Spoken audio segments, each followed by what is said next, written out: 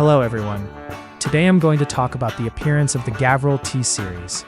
Many people say it's a Peterbilt or a Kenworth.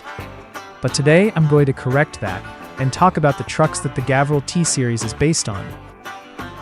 First truck, International 9300. This is definitely the most similar to the Gavril T series.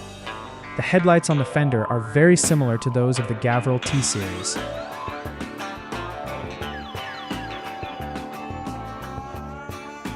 Some players say it's the real-life Gavril, and I agree.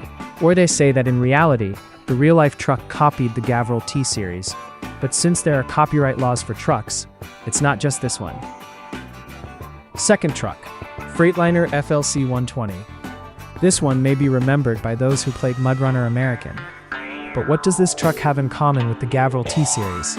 Well, the Freightliner's cab is very reminiscent of the Gavril T series, and some interior details of the cab are very similar to those of the Freightliner FLC 120. Last truck, Western Star 4964EX. This truck was used to make the hood for the Gavril T series, taking advantage of its square shape.